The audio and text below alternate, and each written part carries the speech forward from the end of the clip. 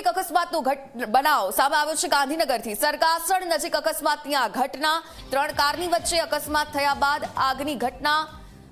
3 અલગ અલગ કાર વચ્ચે જોરદાર ટક્કર થઈ હતી। અકસ્માત બાદ એક કારમાં ભીષણ આગનો બનાવ પણ બન્યો।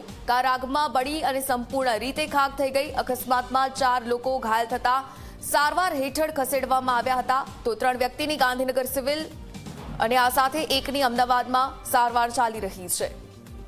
તો ગાંધીનગરમાં જે રીતે અકસ્માતનો આ સમગ્ર બનાવ સામે આવ્યો, 3 કારની વચ્ચે ટ્રિપલ અકસ્માતની ઘટના સામે આવી। 3 અલગ અલગ કાર એક સાથે અથડાઈ, ત્યારબાદ આગ લાગવાનો બનાવ પણ બન્યો।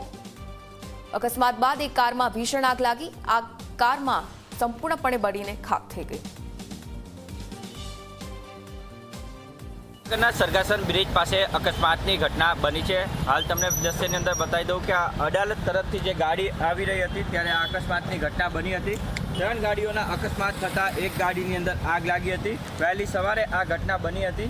જો પ્રમાણે માહિતી મળી રહી છે તે પ્રમાણે આની અંદર જે સવાર છે તેમાંથી 3 લોકોને જે છે તેને ગાંધીનગર સિવિલ હોસ્પિટલ ખાતે ખસેડવામાં આવ્યા છે, જ્યારે એક વ્યક્તિને અમદાવાદની ખાનગી હોસ્પિટલમાં ખસેડવામાં આવી છે।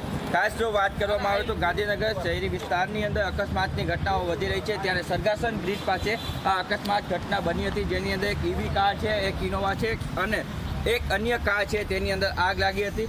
આગ લાગતાની સાથે તે અંદર રહેલા મુસાફરને સમયસર બહાર કાઢી લેવામાં આવ્યા છે, પરંતુ આ અકસ્માતની અંદર જે પ્રમાણે હાલ માહિતી મળી રહી છે તેમાં 3 લોકોને ઈજા થતાં ગાંધીનગર સિવિલ હોસ્પિટલ અને એક વ્યક્તિને કેડી હોસ્પિટલ ખસેડવામાં આવી છે અને આગ લાગતા તે ગાંધીનગર ફાયર બ્રિગેડને પણ જાણ કરવામાં આવી હતી। તે ટીમ ઘટના સ્થળે પહોંચીને આગ ઉપર કાબુ મેળવી લીધો છે। હાલ પોલીસે સમગ્ર મામલે તપાસ હાથ ધર્યો છે અને રોડ ઉપરથી ટ્રાફિક ક્લિયર કરાવ્યો છે। દુર્ગેશ મહેતા, જે મીડિયા, ગાંધીનગર।